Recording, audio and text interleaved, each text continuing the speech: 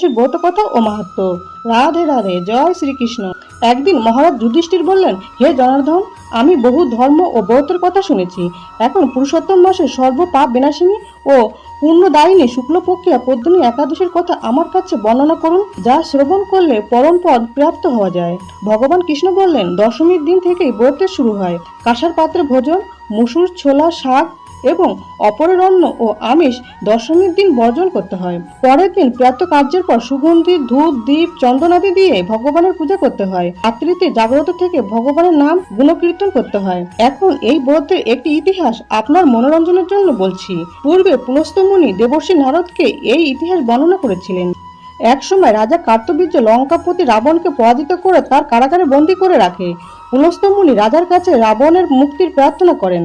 মুনির আজ্ঞায় রাজা রাবণকে মুক্ত করে দেন। এই আশ্চর্যজনক কথা শুনে নারদ পুলস্ত্য মুনিকে জিজ্ঞাসা করেন, হে মুনিবর, ইন্দ্র সহ সকল দেবতা যেখানে রাবণের কাছে পরাজিত হয়েছিল, সেখানে কিভাবে কার্তবীর্য রাবণকে পরাজিত করল? কৃপা করে তা বলুন। পুলস্ত্য মুনি তখন নারদের কাছে কার্তবীর্যের জন্মের রহস্য বর্ণনা করেন। ত্রেতা যুগে হৈহয় বংশে কার্তবীর্য নামে এক রাজা ছিলেন।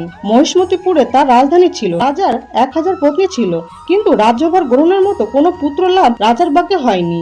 দেবতাদের আরাধনাতেও সুফল মেলেনি। অবশেষে সাধুদের আজ্ঞা অনুসারে বিভিন্ন ব্রত পালন করলেন, তথাপি রাজা ছিলেন অপুত্রক। মন্ত্রীর উপর রাজ্যভার অর্পণ করে তপস্যায় যাবেন বলে স্থির করলেন রাজা কীর্তবীর্য। রানী মহারাজ হরিশ্চন্দ্রের কন্যা পদ্মিনী ছিলেন অত্যন্ত পতিব্রতা। স্বামীর সঙ্গে তিনিও তপস্যার জন্য মন্দার পর্বতে গমন করলেন। সেখানে তার 10,000 বছর ধরে কঠোর তপস্যা করলেন, কিন্তু তবুও কীর্তবীর্য পুত্রের সুখে বঞ্চিতই রইলেন। রানী পদ্মিনী মহাসাধী অনুসূয়াকে জিজ্ঞাসা করলেন, হে সাধী, পুত্র লাভের জন্য আমার স্বামী 10,000 বছর তপস্যা করেও বিফল হয়েছে। এখন যে ব্রত পালনে ভগবান প্রসন্ন হন এবং অতি শ্রেষ্ঠ পুত্র লাভ হয়, এমন কোনো উপায় বিধান করুন।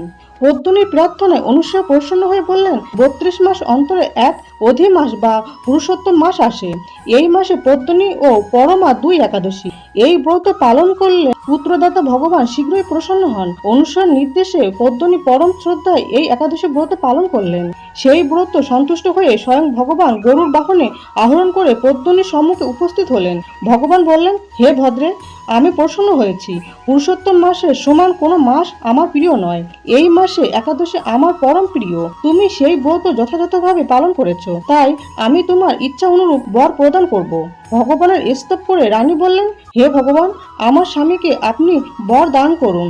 ভগবান তখন রাজার কাছে এসে বললেন, হে রাজেন্দ্র, আপনার অভিলষিত বর প্রার্থনা করুন। মহা আনন্দে রাজা বললেন, হে জগৎপতি মধুসূদন, দেবতা, মানুষ, নাগ, দৈত্য, রাক্ষস আদি কেউ তাকে পরাজিত করতে পারবে না এমন পুত্র আমি প্রার্থনা করি।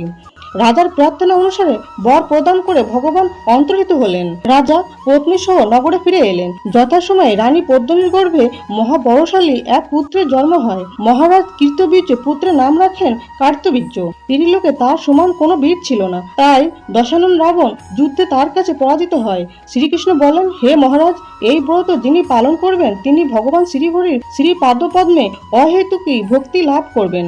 শ্রীকৃষ্ণের উপদেশে ধর্মরাজ সপরিবারে এই একাদশী ব্রত পালন করলেন।